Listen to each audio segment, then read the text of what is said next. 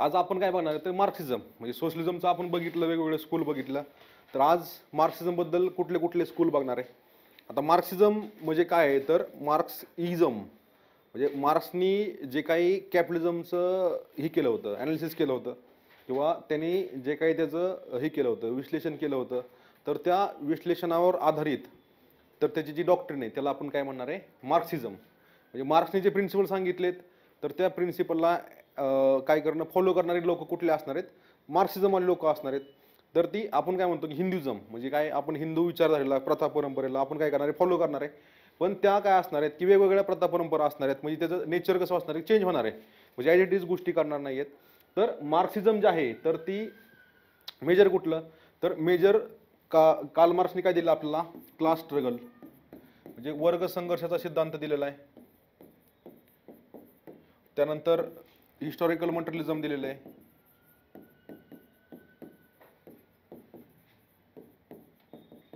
म्हणजे ऐतिहासिक काय असणार आहे भौतिकवाद असणार आहे.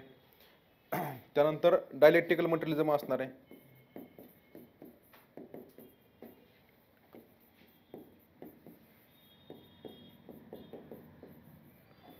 म्हणजे काय असणार आहे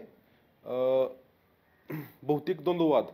तर या सारख्या संकल्पनेवरती काय असणार आहे ह्या जी मार्क्सिझम असणार आहे तर त्या आयडिओलॉजी किंवा मार्क्सच्या विचारधारेवर आधारित जे काही स्कॉलर असणार आहेत त्यांचा अभ्यास कुठे करणार आपण ह्या मार्क्सिझम मध्ये करणार आहे. समजतंय. तर मार्क्सिझम हे झालं का. मार्क्सिझमचे टाईप जर बघितले आपण तर मार्क्सिझम काय असणार जसं सोशलिझम बिफोर वगैरे नसणार आहे.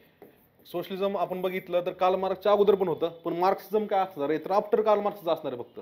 कारण ह्यात काय मार्क्सची जी काय आयडिओलॉजी त्या आयडिओलॉजीवरती बेस जी विचारधारा आहे तिला आपण काय म्हणणार आहे मार्क्सिझम म्हणणार आहे. आता मार्क्सिझम मध्ये दोन टाईप आहेत. कुठलं तर आपण बघितलं पहिलं कुठलं ऑर्थोडॉक्स मार्क्सिझम.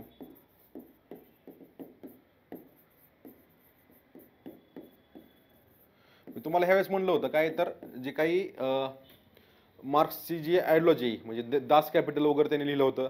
तर जो काही मॅच्युअर मार्क्स आहे समजतंय, जो काही मॅच्युअर मार्क्स आहे तर मॅच्युअर मार्क्सच्या विचारधारेवर आधारित असणारी विचारधारा म्हणजे ते कुठले असणारे ऑर्थोडॉक्स. तर ह्यामध्ये आपण तीन थिंकर बघणार आहे. कुठले लेनिन, माओ, त्यानंतर रोझा लक्झमबर्ग.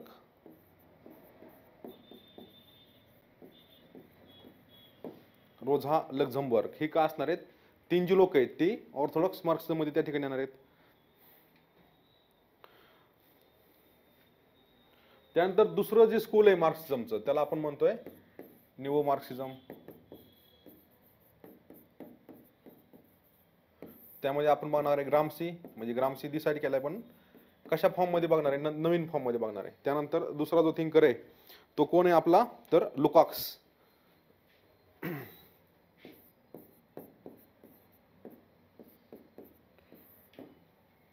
त्यानंतर मार्क्सिझमचे दोन स्कूल आहेत. दोन काय आहेत त्याचे विचारधारेचे दोन स्कूल आहेत. तर पहिलं जे असणार आहे ते कुठलं असणार आहे तुमचं फ्रँकफर्ट स्कूल आणि दुसरं असणार आहे तुमचं स्ट्रक्चरल स्कूल.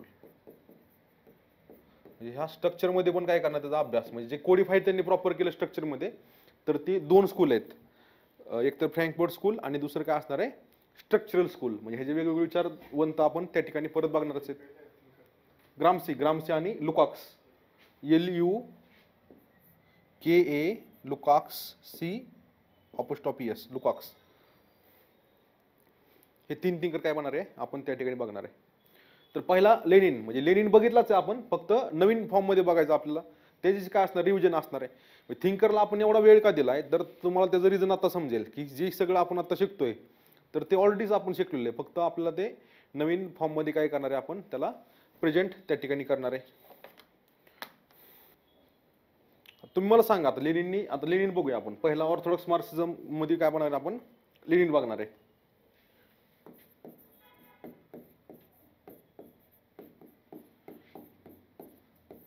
लेनिन कुठला होता पहिले सांगा आधी. रशिया. बर आता आपण काय करूया रिवाइज करूया. पहिलं काय आहे आपला मार्क्स दुसरा इथं लेनिन. आता मार्क्सचे असे विचार सांगा जे लेनिनने बदललेत. ते झाले सगळं आपलं.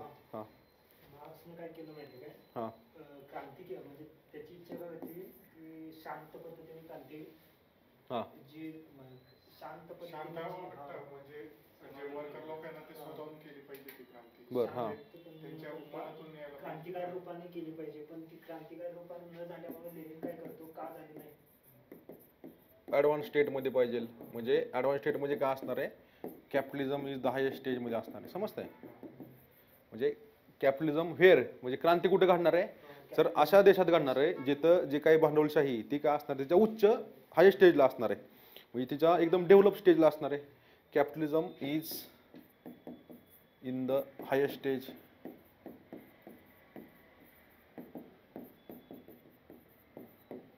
ते पुस्तक what need to be done वगैरे ते झालं आता, म्हणजे त्याचं ठीक आहे. ॲडव्हान्स स्टेट हिने काय केलं, लेनिननी फ्युडल रशियामध्ये क्रांती घेऊन आणली. समजतंय? अजून काय केलं? त्यांनी म्हणजे ती ॲडव्हान्स स्टेजची वाढली पहिले त्यांनी. झालं की ते ॲडव्हान्स स्टेजमध्ये आणलं. हा लेनिनचं नव्हतं. हा फ्युडल रशियामध्ये आणली त्यांनी. त्यांनी डायरेक्ट क्रांती करून टाकली. हा म्हणजे ठीक आहे, तिथं त्याला आपण फ्युडल रशियामध्ये करून टाकली क्रांती. अजून काय सांगा? झालंय सगळं हे काय आहे?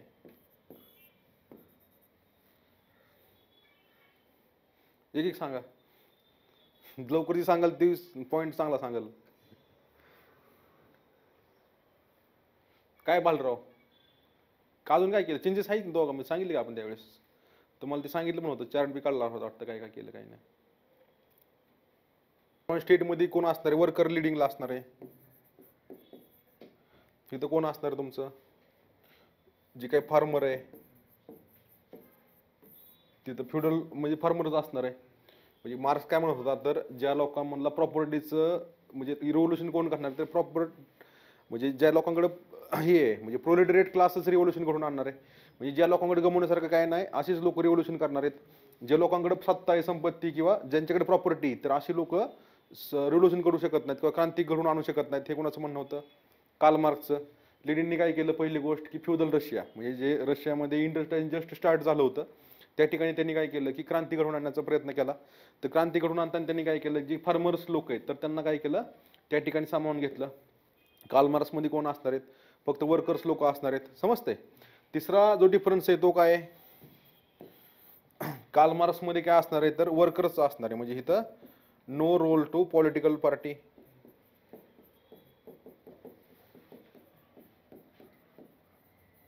इथं काय केलं त्यांनी, कम्युनिस्ट पार्टी.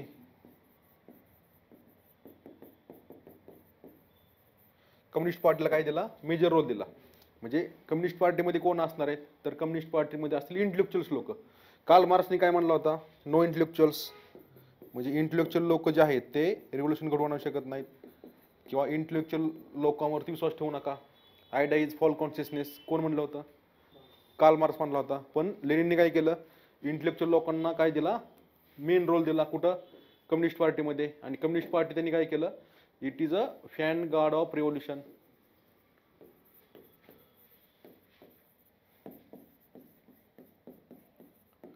म्हणजे काय, क्रांतीची अग्रदूत. म्हणजे क्रांतीचा अग्रदूत म्हणून कोणाला रोल दिला त्यांनी, कम्युनिस्ट पार्टीला त्या ठिकाणी रोल दिला. समजतंय? म्हणजे इथं इंटेलेक्च्युअल लोकांना सामावून घेतलं, कम्युनिस्ट फार्मर लोकांना सामावून घेतलं, परत म्हणजे ह्यांना अग्रेसर रोल दिला. फ्युडल रशियामध्ये काय केले त्यांनी, चेंज म्हणजे क्रांती घडवून आणण्याचं त्यांनी काम केलं. कार्ल मार्क्सचे विचार फक्त विचारच राहिलेत, पण लेनिनने काय केलं, Lenin is a man of action. म्हणजे तो काय आहे, कृती करणारा माणूस असणार आहे, त्याचा कृतीवरती भर असणार आहे. दुसरं काय अजून,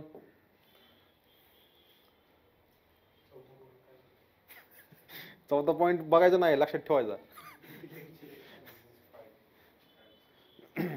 लक्षात ठेवा, ह्या गोष्टी काही अभ्यासाचा भाग नाहीये. त्यात तुम्ही एक लिंक लावली, फक्त तुमचं लक्ष इथं आलं ॲडव्हान्स स्टेट, तर वाट न बघता त्यांनी ॲक्शन घेतली. ॲक्शन घेताना फार्मरला रोल दिला.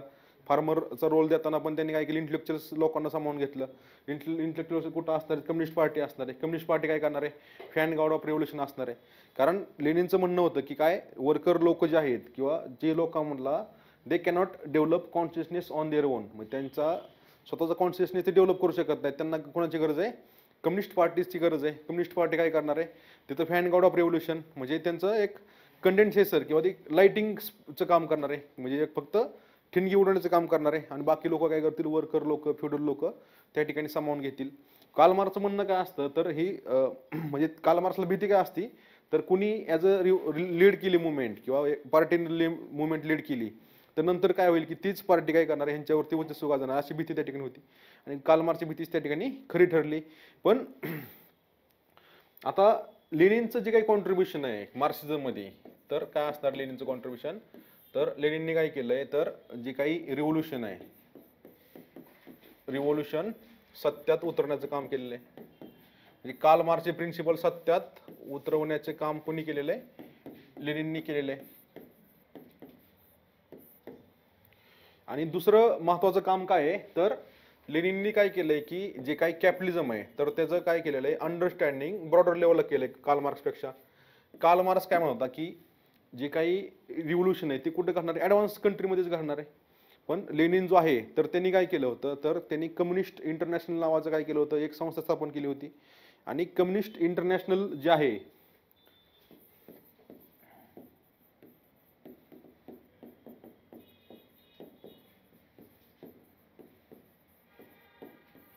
तर ती संस्था काय करणार आहे? ज्या डेव्हलपिंग कंट्रीजमध्ये किंवा ज्या वसाहतीमध्ये म्हणजे कॉलनीजमध्ये जे काही नॅशनलिस्ट मुवमेंट चालू होत्या तर त्या नॅशनल मुवमेंटला सपोर्ट करण्याचं कोण काम करणार आहे?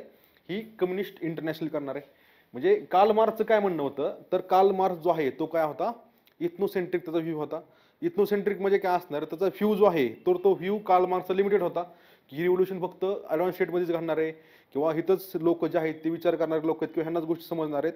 आणि तो म्हणत होता की इंडियासारख्या कॉलनीमध्ये काय आहे तर हे म्हणजे जे काही कॉलनिझम आहे म्हणजे जे काही इम्पेरियलिझम आहे ते म्हणतं की जे काही वसाहतवाद जो आहे किंवा जे काही साम्राज्यवाद आहे तर इम्पेरियलिझम इज ब्लेसिंग इन डिस्गाईज.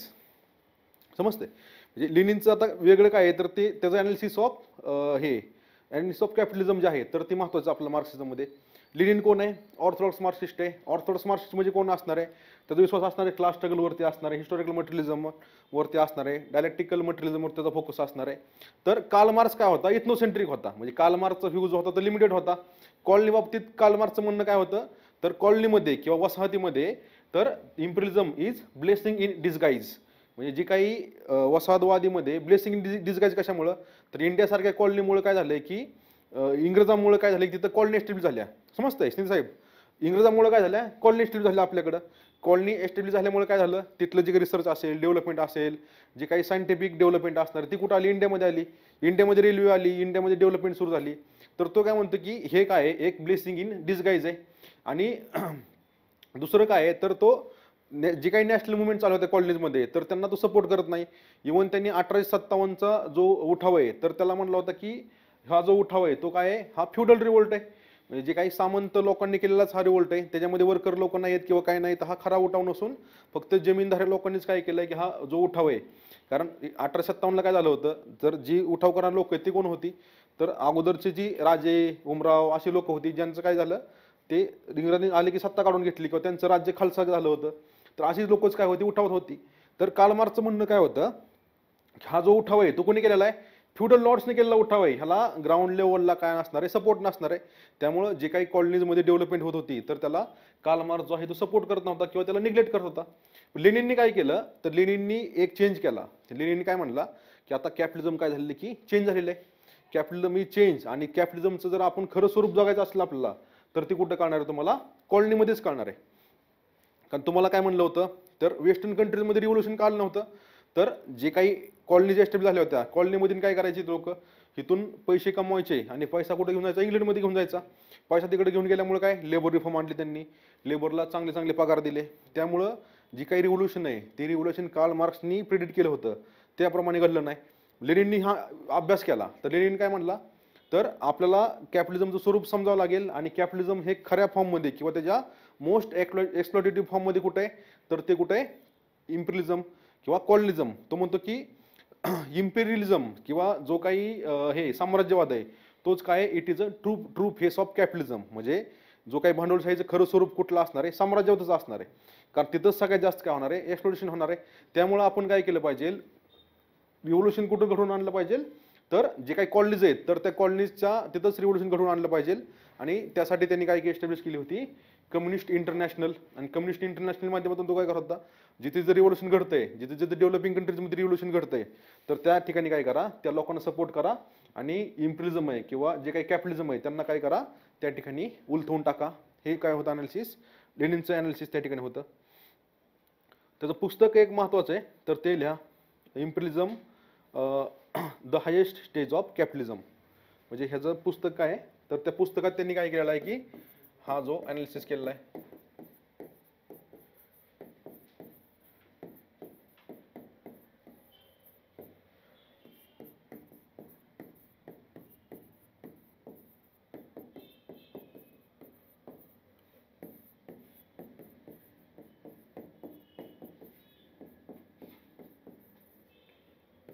इम्पिरियलिझम म्हणजे वसाहतवाद जो आहे तर ते काय असणार, हायेस्ट स्टेज ऑफ कॅपिटलिझम.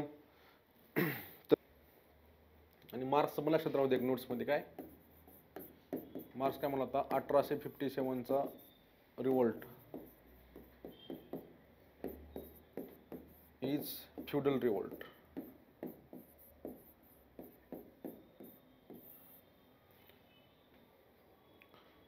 समजलेत पर्यंत. म्हणजे लेनिननी काय केलंय, मॅन ऑफ ऍक्शन तर आहेच लेनिन, पण त्यांनी जी अनालिसिस केलाय पुढे जाऊन कॅपिटलिझमचा, तर त्यांनी काय केलाय, हायेस्ट स्टेज ऑफ कॅपिटलिझम सांगितलंय. तर कॅपिटलिझमचं त्यांनी सांगताना 3 स्टेज कुठले कुठले सांगितलेत, तर त्यांनी पहिली सांगितली मर्कंटाईल कॅपिटलिझम. म्हणजे पहिली स्टेज कुठली, मर्कंटाईल कॅपिटलिझम.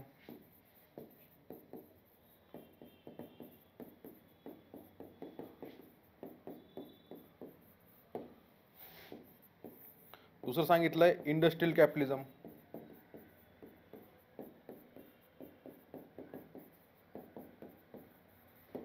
आणि तिसरं जे आहे ते कुठलं आहे, फायनान्शियल कॅपिटलिझम.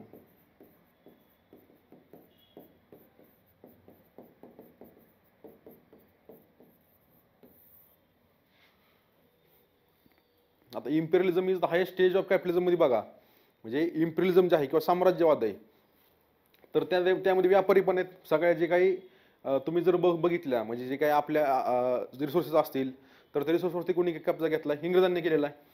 मर्कंटाईल कॅपिटलिझम म्हणजे फक्त काय असणार आहे, प्रॉफिट मॅक्झिमायझेशनवरती असणार आहे. आणि तुम्हाला म्हणलं होतं की हे जी लोक असणार आहेत ते फक्त फ्यू व्यापारी लोक असणार आहेत, म्हणजे असे स्टेट पॉलिसी नसणार आहे. समजतंय. त्यानंतर कुठलं आलं, इंडस्ट्रियल कॅपिटलिझम. इंडस्ट्रियल मध्ये काय येणार, ते लोक इकडे येतील, इंडस्ट्री एस्टॅब्लिश करतील, एक्सप्लोटेशन करतील किंवा कमी भावात काय करतील, नीडचं बघितलं असेल तुम्ही. नीडचं काय केलं त्यांनी, सक्ती केली नीड लावायला, सक्ती करून ती प्रोक्युरमेंट तेच करणार लोक, आणि प्रोक्युरमेंट करून ती नीड निर्माण होणार आणि ती कुठे विकणार, त्या ठिकाणी ॲडव्हान्स कंट्रीमध्ये त्या ठिकाणी विकणार. त्यानंतर कुठलं आलं, फायनान्शियल कॅपिटलिझम. फायनान्स म्हणजे काय असणार आहे, तर रेल्वे वगैरे तुम्ही बघितलं तर त्यांनी काय केली, आपल्या जे काही हाय प्रोडक्टिव्ह सेक्टर आहेत तर त्यांनी काय केली, इन्व्हेस्टमेंट केली. रेल्वे कोणी इंडियनची इन्व्हेस्टमेंट नसणार आहे, रेल्वेमध्ये कोणाची इन्व्हेस्टमेंट आहे, जी काही ब्रिटनची इन्व्हेस्टमेंट आहे, ब्रिटनमध्ये लोकांची इन्व्हेस्टमेंट आहे. आणि त्या इन्व्हेस्टमेंटच्या माध्यमातून काय करणार, ते जाळं पसरवणार आणि त्यातून जो नफा मिळणार तो नफा त्या ठिकाणी घेऊन जाणार. आता इम्पिरियलिझम काय आहे, ह्या सगळ्याचं कॉम्बिनेशन आहे.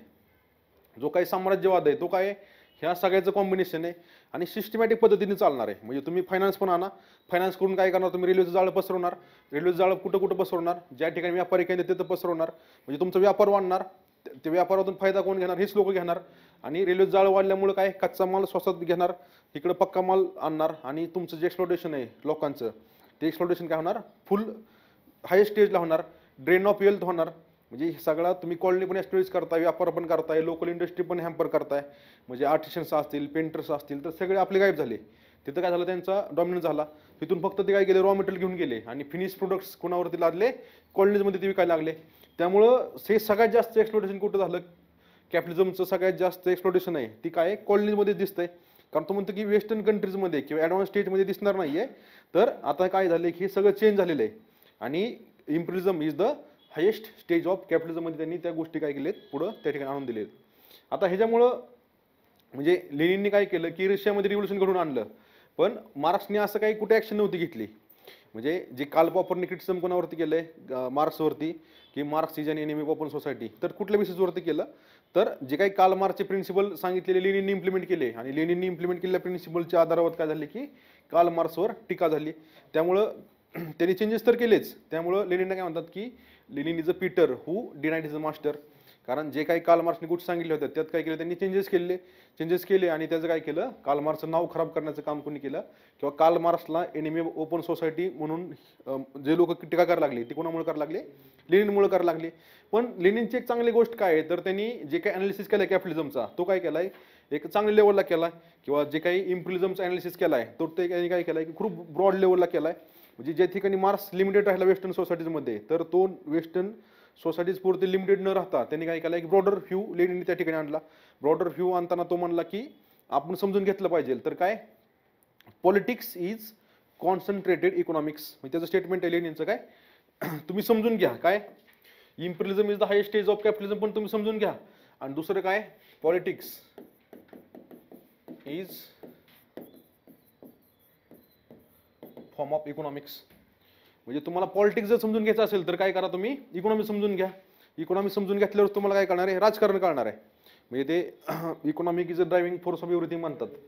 म्हणजे सगळं जी काही गोष्टी होतात ती इकॉनॉमी बेस्ड यूज होतात. तर ते लेनिनने काय केलं त्या ठिकाणी अंडरस्टँड केलं.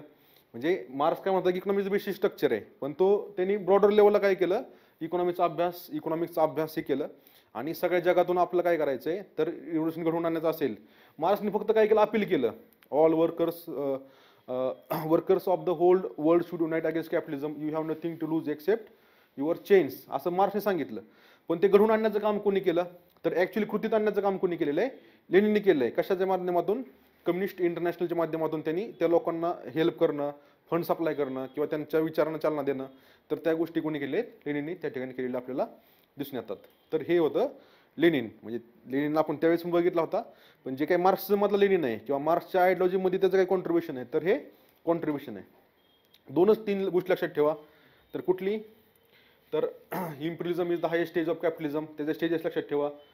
मार्क्स अनालिसिस लक्षात ठेवा. त्यानंतर politics is a concentrated economics लक्षात ठेवा. कम्युनिस्ट इंटरनॅशनल तुम्ही लक्षात ठेवा त्या ठिकाणी. तर ह्या त्या 4-5 गोष्टीत काय करायचं तुम्हाला लक्षात ठेवायचे. त्याचबरोबर तुम्ही चार्ट्स एक वेगळ्या प्रकारे काढा. म्हणजे तो मागाशी दिला तुम्हाला की वर्कर्स ॲडव्हान्स स्टेज सोसायटीमध्ये मार्क्सचा व्ह्यू का असणार आहे, इथनोसेंट्रिक असणार आहे. म्हणजे फक्त त्या ह्याच्यापुरतं मर्यादित इथनोसेंट्रिक, म्हणजे ह्याचा जो आहे तो व्ह्यू काय ब्रॉडर लेवलला आहे. मार्क्सनी फक्त लिमिटेड सांगितलं होतं की, तर ह्यांनी काय केलं की तुम्हाला काय करायला लागेल, इम्पिरियलिझम लक्षात घ्यायला पाहिजे हायेस्ट स्टेज ऑफ कॅपिटलिझम मधून. आणि खरं जे एक्सप्लॉटेशन आहे ते कुठं होतंय, कॉलेजमध्ये होतंय. आणि तिथंच काय केलं पाहिजे, रिवोल्ट घडवून आणला पाहिजे. तरच काय गोष्टी होतील, तर कॅपिटलिझम जे आहे ते काय करणार आहे, उलथून टाकणार आहे. समजतंय, ह्या गोष्टी लक्षात ठेवा. आता पुढं हे तर समजलं.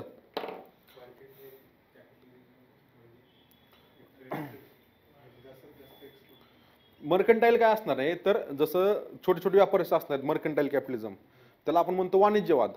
वाणिज्यवाद म्हणजे काय असणार आहे, तर कॅपिटलिस्ट लोक किंवा जे काही ट्रेडर्स आहेत ते ट्रेडर्स इकडे येणार, इकडून ज्या गोष्टी जास्त नफा आहे, समजा इथून ते मसाल्याचे पदार्थ घेऊन जातील आणि तिकडे जाऊन ते मसाल्याचे पदार्थ हायर किमतीत विकतील.